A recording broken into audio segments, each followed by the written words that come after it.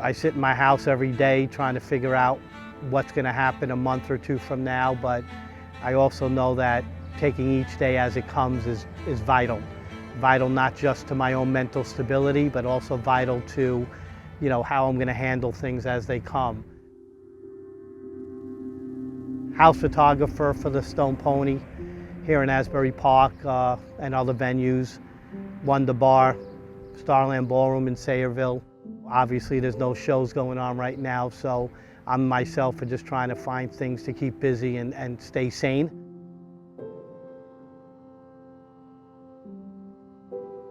We're all sitting here trying to figure out life and where it's going. Hopefully everybody comes out of this okay. One thing I knew when this all started was, I wanted to be out there doing something. I wanted to help in some way, shape, or form, but I also knew that it wasn't the right time to do it. I have a family as well, my wife, my daughter, my son, and I needed to take a step back, and I really needed to figure out my life as well. I always believe that, being helpful is also about helping yourself. It's also about putting yourself in a better position to be able to be more helpful to other people.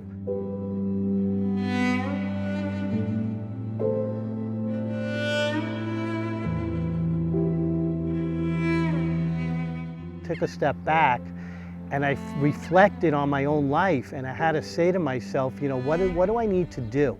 What do I need to do for myself, my family, and make sure that we're okay? About a month into this, I felt like now was the time to really do something. And so I kind of came up with this project called Covid-19 State of Mind. And it really was about understanding other people's state of mind during this time. And obviously being a concert music photographer, I wanted to make it more about the industry that I'm around. And so I kind of just, made a little post, and I woke up that morning to about 35 requests of wanting to be part of the project. And so I said, okay, this could be a really cool thing. I made my list based on, where people lived, and I set out, and I went out there and I started taking pictures of musicians and artists, and kind of just wanted to have that, social distancing, intimate conversation, because when you're standing in front of somebody and you're watching their face and you're hearing their voice, it's very different than like watching it on social media. As you could see, it was a very chaotic scenario of just sitting there watching news feeds and press conferences about everything and anything under the sun, and everything contradicts each other. So, I wanted this to be more intimate and more personal. So I went out there and I started doing the pictures, and what I realized was, as I was in front of these people, you realize the personal side of their life. When I'm out there shooting shows, I'm around a lot of these people, but I really don't know a lot of them on a personal level, because you don't get the opportunity all the time to talk about that when bands are doing their shows and I'm doing my thing. We do our thing, everybody's working, and then I go home to my family. So there's a lot of parts of it that I really don't know about these people.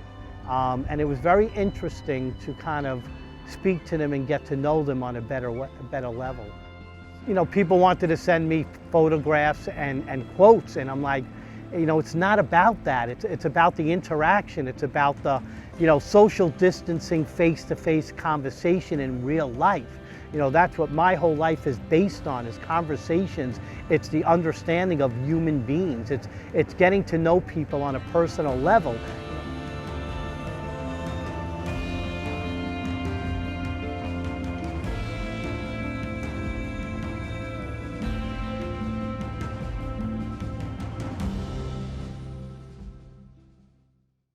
One of the ones that I came across was a band that I've shot a couple of times over the last year.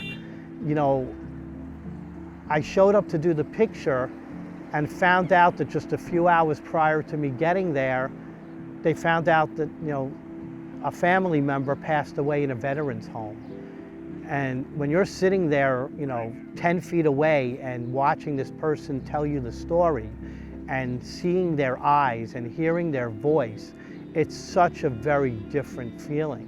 and to me it was incredible to sit there and listen to that, and just to find out that this person had a family and a little daughter. That's nothing that I knew about that person up until that moment. So it's things like that that made this project really incredible for me as well.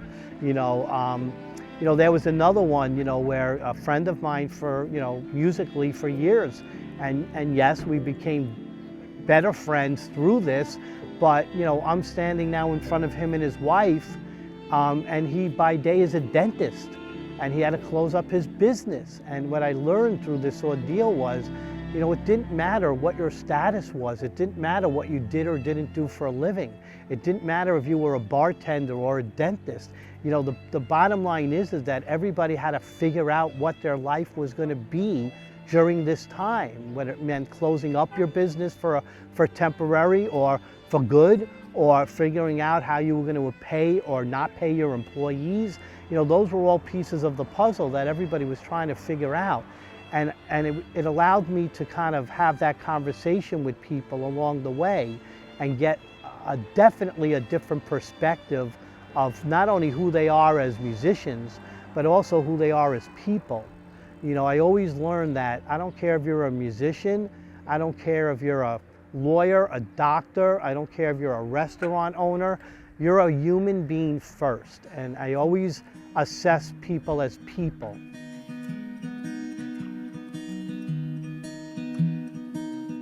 So here we are, in Asbury Park, and Asbury Park is a huge, huge part of my life. I mean, this is the place that, allows me to be who I am. It allows me to be who I want to be, and it allows me to, come down somewhere and just not only just be part of the music scene, but be part of the family of Asbury Park. When I walk down the street here and I see familiar faces and people just, wave to me or fist pump me or, hug and kiss me. And, my life is all about that. My life is all about the interaction of human beings. And so, this place to me means everything.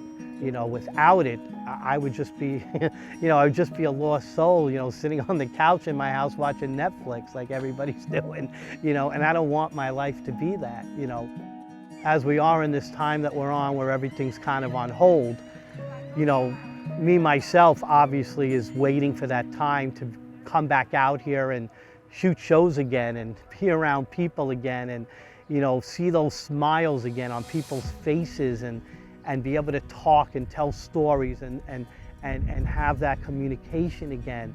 That is so vital in human nature. To me, we live in a society today where communication is a lost art. And I want that back so much, that we could just come to a place that we love going and see those people that we love being around again and just put our arms around them and just thank them for, being who they are. Everything that I've learned about Asbury Park is so about the taking care of one another. You sit there and you just watch things happen over time, and you just watch a community just come together in a split second. It's like I remember something where the next day there was already a plan in place to make things happen. It happens that quick out here, and I love that about this town. The faces, the people, the stories, the history. There's so much out here to be involved in, and I just love that. And I want to just thank everybody who's been part of it and everybody who's given me the ability to do what I love to do. Thank you.